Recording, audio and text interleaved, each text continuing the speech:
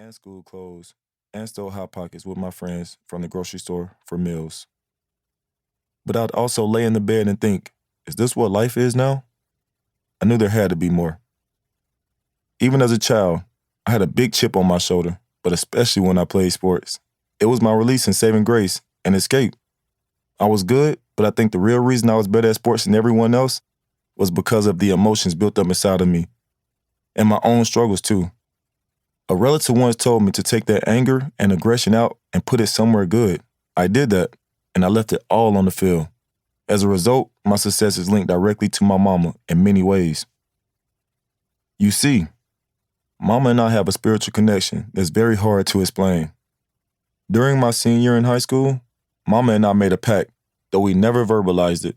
She would stop selling drugs if I went to school someplace far away from the troubles of our hometown. On the day I left for college on a full athletic scholarship to Clemson University, I later learned Mama had flushed the last of the crack in her stash down the toilet. And while I chose to attend Clemson to be closer to her, we both did what we said we'd do. In the meantime, I would survive off the cafeteria food at school and take care of myself. Any extra money I made was to help my sister and my mama any way I could. We survived together. When junior year rolled around, I decided I would leave Clemson early to try out for the NFL. In my small hometown, it's frowned upon to leave school early. If you had the privilege of attending college, you were expected to finish. I asked my mother what to do, but she reminded me that it was my decision. Many people today call me a leader for many reasons, and it's really because my mama raised me to be one. I always did my own thing. Even as a little boy, I know it's all because of her. Mama also had a profound effect on others around her. Despite being blind, she'd somehow whip up 4-course meals of meatloaf, mashed potatoes, collards, and mac and cheese. It's something I've never seen before or since. People were always coming to the house, and she'd make them meals, providing them the support they needed at the time, along with a little bit of love. At times, I would come home to find the house packed with women. And there was Mama in the center of the kitchen, giving all these ladies lessons on how to strip. All my mama's friends who couldn't make $10 stripping, if they tried, were focused intently on Mama's moves. But that was Mama, always trying to make the best of a day. Even today, women love to be around her, not because her son is an NFL star, but because Mama is funny, a real character, and someone who never stops helping people. People love coming to our home because even though my mother couldn't see anyone, she took care of everybody. I had 4 friends who lived with us throughout the years. Mama took care of all of them.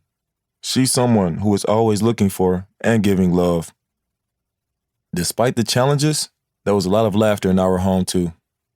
I guess it was just my family creating our happiness within whatever environment we found ourselves in. Keisha, my oldest sister, played basketball. My older brother Marcus played football. We were all good at what we did and would play together, outside all day, on a slab of concrete my cousin laid down. There was enough excitement for us. We didn't need much except each other. In 2013, there was no doubt in my mind that I was going to be drafted by the NFL. I was confident I did well in the combine, but I didn't know which team might select me. A draft party in my honor was put together by my mother, who spent several weeks tasting the food, being sure to include lots of shrimp tempura, my favorite dish. She wanted everything to be perfect, not just for me, but for all the people who came out to support me. Mama knew these people were going to see something they didn't see too often, a hometown boy getting drafted in the first round by the NFL. Draft day was a day I'll never forget. Reporters and television lights were everywhere. At the table were my 2 sisters, my brother, my godmother, and Mama. We also had photographs of other athletes in my family, including my mama's 2 brothers and my father.